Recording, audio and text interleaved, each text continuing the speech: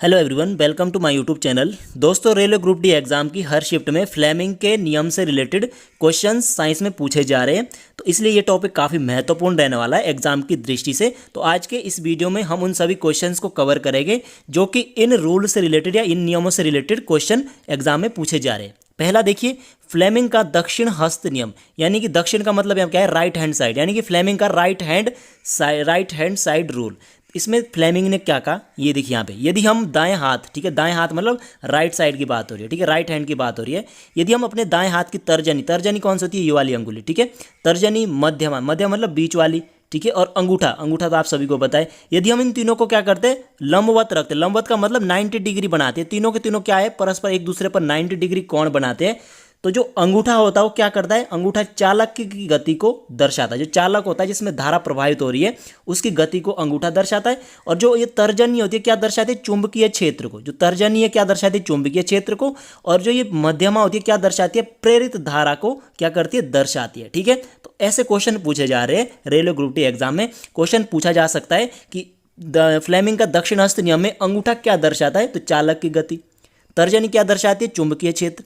और तो जो मध्यमा क्या दर्शाती है, चालक में प्रेरित धारा दर्शाती है। अब देखिए सेकंड क्या है, फ्लेमिंग का बाम हस्त नियम। बाम का मतलब बाएं हाथ का नियम, ठीक है।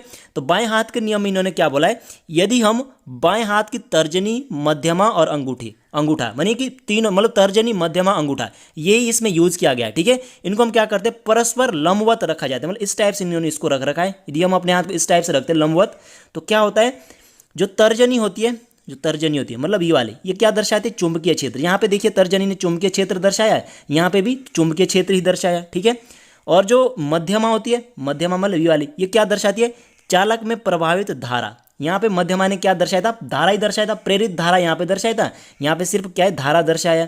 ठीक है, और जो अंगूठा होता है क्या दर्शाता है, अंगूठा दर्शाता है क्या, चालक पर लगने वाला बल। क्या दर्शाता है, चालक पर लगने वाला बल। ठीक है, ये क्या दर्शाइए, ये है हमारा फ्लेमिंग का बाम हस्त नियम।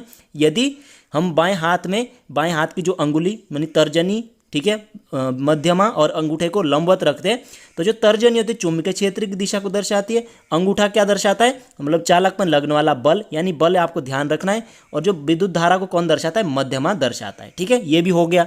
अब देखिए तीसरा, दक्षिण हस्त अंगुष्ठ नियम, यानी कि दक्षिण हस्त यानी दाहिने, दक्षिण का मतलब आपका है राइट वाला हाथ। ठीक है, इसमें क्या बोला है, यदि हम क्या करते हैं, दाहिने हाथ में एक विद्युत धारावाही चाल, यानी मतलब कोई ऐसी वस्तु लेते हैं, मान लीजिए आपने क्या ले लिया, जैसे मतलब पेंचकस ले लिया, ठीक है, जैसे होता है नहीं, पेंचकस होता है इलेक्ट्रिक वाला, ठीक है, उसको ले लिया। तो यदि आप इसको इस टाइप से पकड़ते हैं, ठीक, जैसे यहाँ पे पकड़ा हुआ है, तो देखिए इसमें क्या है, जो अंगूठा होता है क्या दर्शाता है, जो अंगूठा होता है दोस्तों, ये क्या दर्शाता है, विद्युत धारा की दिशा को दर्शाता है। जो अंगूठा होता है, ये जो अंगूठा है ये क्या दर्शाता है, विद्युत धारा की दिशा को दर्शाता है। और जो ये अंगुलियां ना, ये अंगुलियां, ये क्या दर्शाती है, चुंबकीय क्षेत्र रेखाओं को दर्शाती है। ठीक है, अंगूठा क्या दर्शाता है, विद्युत धारा की दिशा को। और जो ये आपकी अंगुलियां है, इसको जिससे आपने पकड़ रखा है इसको, ये क्या दर्शाता है, चुंबकीय क्षेत्र की दिशा को या चुंबकीय क्षेत्र रेखाओं को दर्शाता है। ओके, आई होप आपको समझ में आया। अब इसके बाद देखिए, ये भी बहुत इंपॉर्टेंट है, यदि कोई इलेक्ट्रॉन, काफी अच्छा प्रश्न है, किसी चुंबकीय क्षेत्र के लंबवत प्रवेश करता, मान लीजिए चुंबकीय क्षेत्र, ठीक है, अब लंबवत कब करेगा, मान ये लंबवत यही होगा ना, 90 में बनेगा, यानी जब 90 डिग्री बन रहा था तभी तो लंबवत होता है। जब ये कोई इलेक्ट्रॉन चुंबकीय क्षेत्र के लंबवत प्रवेश करता है, तो इलेक्ट्रॉन पर आरोपित बल होगा, जो इसमें जो बल लगेगा उसकी दिशा क्या होगी।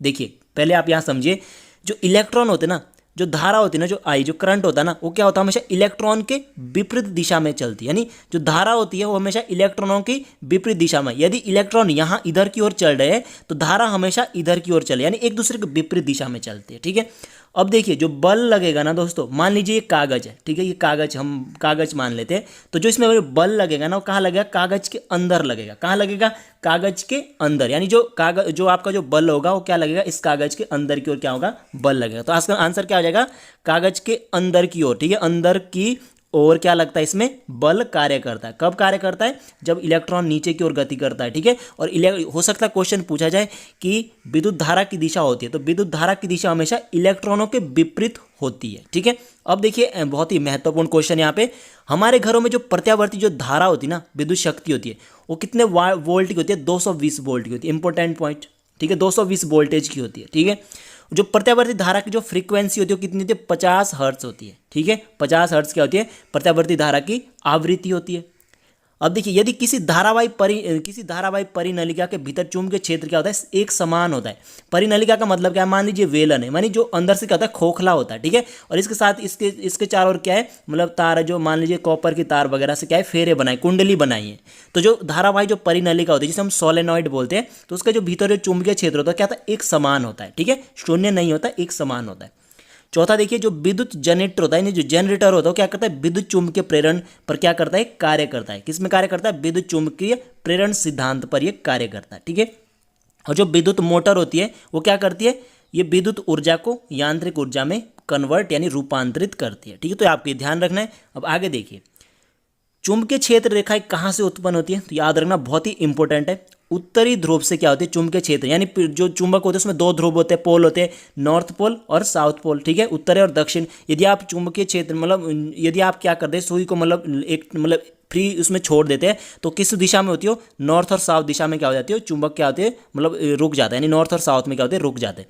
तो जो चुंबकीय क्षेत्र रेखाएं होती है क्या होती है, हमेशा उत्तरी ध्रुव से उत्पन्न होती है, नॉर्थ पोल है, ठीक है। तो यहाँ से चुंबकीय क्षेत्र रेखा उत्पन्न होती है और कहाँ खत्म होती है, दक्षिण ध्रुव में क्या होती है, समाप्त होती है, ठीक, कहाँ होती है समाप्त, दक्षिण ध्रुव में, ठीक है। और ये कैसा वक्र बनाते हैं, ये बंद वक्र दिख रहा है ना, बंद कर्व, यानी कैसा बंद बनाते हैं, बंद वक्र बनाते हैं, ठीक है। यानी कि उत्तरी ध्रुव से उत्पन्न होती है, कहाँ जब विलीन कहाँ होती है, यानी समाप्त कहाँ होती है, दक्षिण ध्रुव में समाप्त होती है। तो दोस्तों ये थे आज के बहुत ही महत्वपूर्ण क्वेश्चंस। यदि आपको वीडियो पसंद आई तो प्लीज़ वीडियो को लाइक कीजिए। यदि आपने चैनल को सब्सक्राइब नहीं किया है तो प्लीज़ चैनल को आप जरूर सब्सक्राइब कर लीजिए।